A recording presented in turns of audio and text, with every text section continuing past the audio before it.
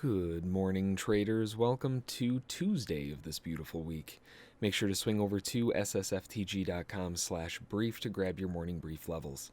Before we jump on in, as always, we need to check the news and kind of the goings on, if you will, so that we know what's happening today so we're not taken by surprise. Looking at the news announcements for today, we do have a few of them that popped up on the list. At 6 o'clock, we have the NFIB Small Business Optimism for January. The next large news announcement, EIA Short-Term Energy Outlook at 7 o'clock. And then the next one would be at 10 o'clock. So there's a little bit of a space there, but 10 o'clock has the JOLTS job openings forecasted 6.5 million. And then another big one, although it's not cataloged as a large news announcement, is the WASDE report. It's mainly for agricultural markets, but actually it is for agricultural markets.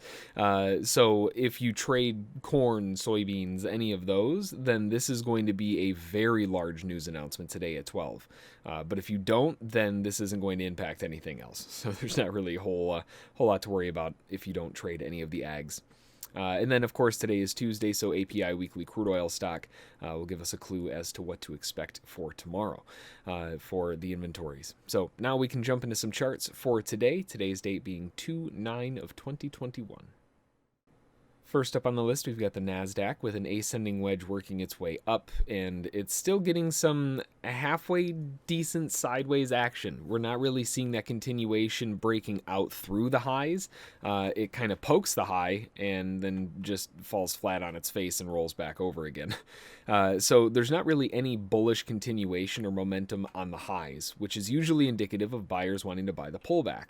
That shouldn't be much of a surprise because every day so far there's been a pullback and then a rally back to highs.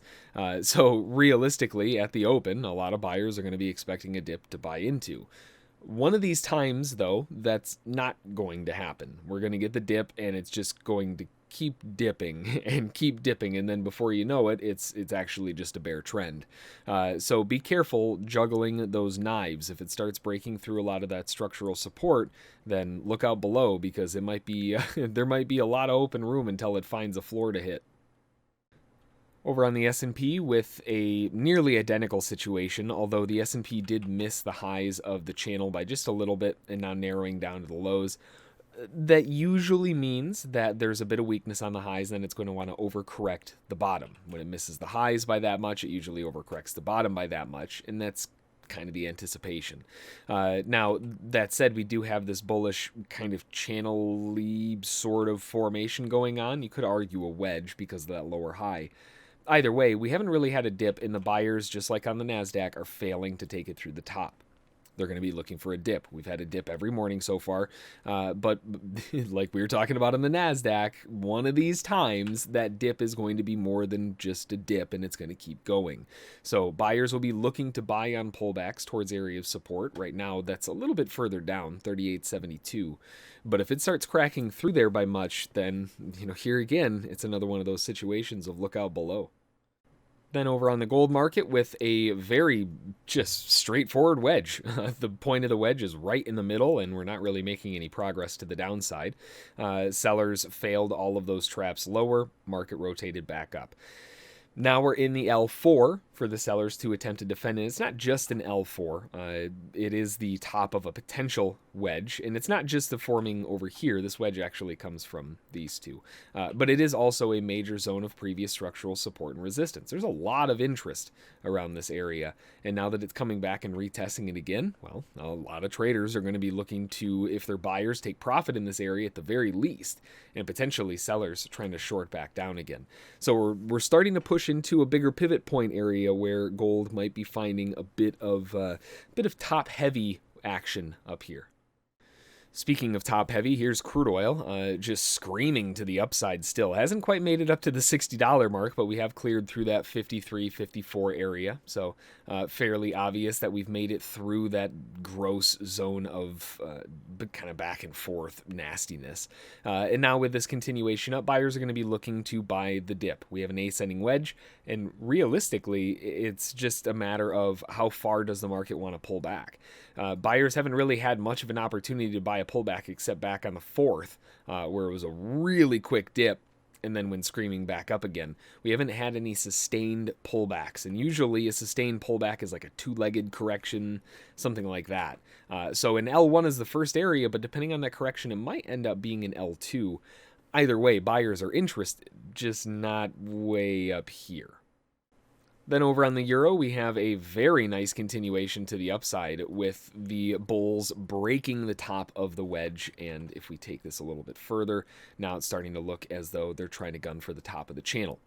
We are seeing some very good continuation to the upside, and with all of that consolidation, a trap on the lows, and just screaming higher, it's very likely shorts are stuck. And if shorts are stuck, that usually means that there's a squeeze. And if there's a squeeze, we're probably going to see this continue going back up. So upside objectives makes a lot of sense going back up towards the top of the channel. And we've cleared very firmly above that 1.2. That was that gross area that we weren't so sure about. Well, now it's fairly obvious. Even if it does pull back all the way to 1.2, it's more likely going to be support at this point. Over on the crypto side of things, with Bitcoin dipping back into the L1, this is also dipping back to the previous potential double bottom and cracking below the wedge, just like we've been talking about a lot this morning. We miss the top of the wedge, usually see an overshoot. That's what we're getting right now, coming back to that structural zone of importance around 45,000. And notably, there is a bit of divergence off the highs, so maybe some weakness, but more likely than anything, the market is so strong to the upside that it's just going to go into a range rather than like V-top and go screaming all the way back down. So a lot of buyers are going to be looking to buy into the pullback, whether it's an L1 or an L2, maybe even an L3 down here back to the 42,000s. Either way, though, it's a buying the dip kind of mentality at the moment until proven otherwise. And then finally over on Ethereum with a very nice continuation move back to the upside and a great pullback. The market popped above the 1800s and now dipped all the way back down to an aggressive little pullback. And this kind of changes things a little bit in the way that they're forming. The way that this move up is going might be a bit wider now, so we can actually utilize some of these larger channels. The big thing that we're really kind of running into in terms of Ethereum is how gross the bottom of this channel is. Is this actually the bottom of the channel using the low, or does it need to widen out a little bit? Or maybe this is just nothing more than a spike in channel, which hasn't even come back down to the lows. There's a lot of weirdness with this one, and it's certainly not the best looking thing in the world. But if we go off of the highs instead and try to figure out, maybe that'll give us something to work with. Now at least we can see there's a potential picture, something to actually sink our teeth into that's showing some support. So buyers are obviously trying off the lows of the channel. We've got the L1. There is a negative divergence up on the top, and again, a deeper pullback would be amazing for buyers because they haven't really had one yet. So it's in a zone of interest. It's at the bottom of the channel potentially.